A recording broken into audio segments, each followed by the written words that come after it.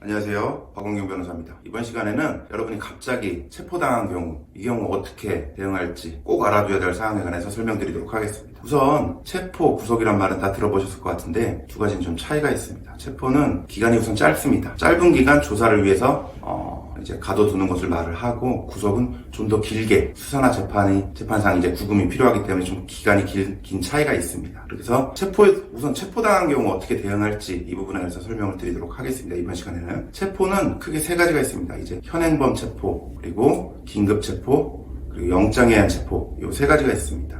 현행범 체포나 긴급 체포는 수사기관에서 급박한 사유, 범행을 저지르고 있거나 또 범행을 저지르고 있고 뭐 어떤 위험성이 있거나 이럴 때 이제 곧바로 수사기관에서 판단을 해서 체포하는 경우를 말을 하고, 영장에 의한 체포라고 하는 것은 여러분이 뭐 경찰에서 조사받으라 라고 계속 요구를 하는데 출석에 불응하고 이게 반복이 되다 보면 이 사람 조사하기 위해서는 강제로 불러서 조사를 해야 되니까 법원에서 체포영장을 발부해서 여러분은 이제 체포를 해서 수사기관에 데려가서 이제 조사를 진행을 하는 걸 말을 합니다. 그래서 이제 세 가지가 있는데, 이제 현행범 체포, 긴급 체포 같은 경우는 갑작스럽게 여러분이 예고도 없이 발생을 하는 것이기 때문에 당황도 하고 제대로 대응하기도 쉽지가 않습니다. 오히려 지금 변호사 도움이 가장 필요한 순간인데 그 순간 어떤 국선 변호사 제도나 이런 것들도 없습니다. 여러분 스스로 바로 대처를 하던가 어떻게 해야 될까 고민스러울 수밖에 없는데, 보통 이 경우에 이제 아는 변호사라도 있다면 이제 전화를 해서 뭐 상황을 설명을 하고 도와달라, 와달라라고 할 수 있겠지만, 그렇지도 않다면 막막할 수밖에 없겠죠. 그래서 우선 알아둬야 되는 거는 체포된 이후에 이제 수사기관에서 하는 일이 뭐냐, 이걸 알고 있어야 됩니다. 체포는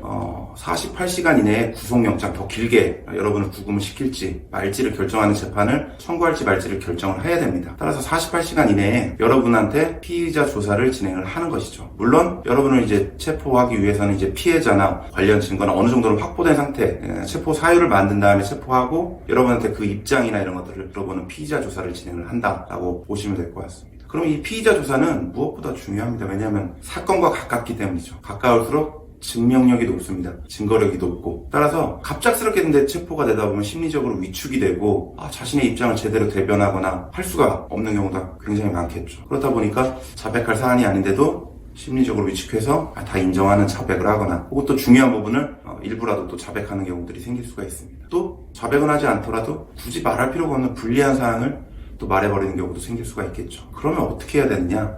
이제 수사 초기에 자백을 하는 거 그 자체가 나쁘다고 보지는 않습니다. 자백할 사안이면 수사 초기에 자백을 하는 게 오히려 유리할 수도 있겠죠. 문제는 잘 알지도 못하면서 자백을 할 때 나중에 이제 불이익이나 돌이킬 수 없을 불이익들이 발생할 가능성이 크기 때문에 문제가 되는 것입니다. 그럼 어떻게 대응을 해야 될까요? 우선은 상황이 파악될 때까지는 진술을 거부하는 게 좋습니다. 상황이 파악된다라고 하는 거는 이제 내가 왜 체포되었는지 이런 설명을 듣거나 이런 상황이 되겠죠. 그때까지는 진술 거부권은 여러분의 헌법상 권리니까 당연히 보장되어야 되는 것이고, 그럼 진술 거부권을 어떻게 행사해야 되느냐? 잘 기억나지 않는다, 내가 안 한 것 같다, 잘 모른다, 얘기하지 않겠다, 요건 진술 거부권 행사라고 보지 않습니다. 이렇게 얘기하시면 됩니다. 이제 가족이나 변호사가 오기까지 오면은 그때 상의해서 진술하겠다, 이런 걸 이제 진술 거부권 행사로 볼 수가 있겠죠. 일단 상황이 파악될 때까지 좀 시간을 좀 확보하고 좀 진정하고 이럴 필요가 있기 때문입니다. 그러면 가족이나 지인이 온다면 어떻게 해야 될까요? 가장 좋은 거야, 변호사를 선임해서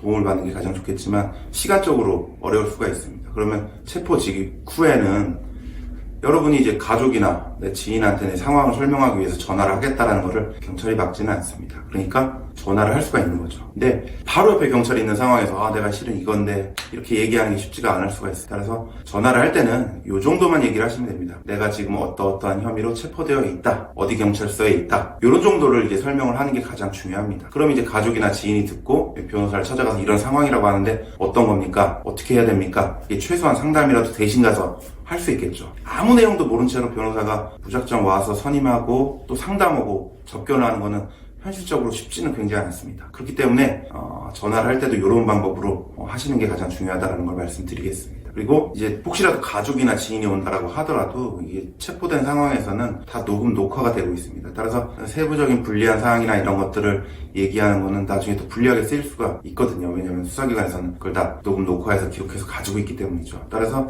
가장 기본적인 사항만 얘기를 나누시고 그 다음에 이제 변호사를 선임해서 왔을 때는 당연히 변호인과 접견할 때는 녹음 녹화가 전혀 안 됩니다. 그래서 모든 얘기를 다 하고 그다음에 상담을 하고 어떻게 대응할지 어떻게 진술할지 이런 것들을 이제 정할 수가 있는 겁니다. 자, 잘 진술을 했어요. 그래서 더 이상 구속 필요성은 없다라고 봐서 석방해 주는 경우가 있습니다. 그때는 어떻게 해야 될까요? 이제 뭐 석방됐으니까 이제 다 끝난 거다? 그렇지는 않습니다. 왜냐하면 수사는 여러분이 피의자로 입건이 됐기 때문에 수사는 계속 진행이 되는 것이죠. 병으로 말하자면 종합병원 응급실에 갈 만한 상황이 발생했던 것이기 때문에 이후에 변호사든 하든 뭐 잘 아시는 분한테 상담도 하고 고민도 해보고 이럴 필요가 절실히 있습니다. 그리고 또 하나 상식 차원에서 말씀드리고 싶은 것은 경찰에서 이제 체포를 했다라고 하면 유치장에 경찰서 내 유치장에 구금되어 있는 경우가 많은데 이제 가족의 경우에는 신분증 없이도 뭐 별도로 예약하지 않고도 바로 찾아가면 밤 9시 정도까지는 바로 가족은 이제 면회가 가능합니다. 따라서 이제 가족이 왔다라고 하면 아까 말씀드린 대로 간략한 체포 이유나 상황 정도는 충분히 설명해 줄 필요가 있겠죠. 이번 시간은 체포에 관해서 좀 설명을 드렸고 다음 시간에 좀 더 긴 구금이라고 할 수 있는 구속에 관해서 자세히 설명드리도록 하겠습니다. 감사합니다.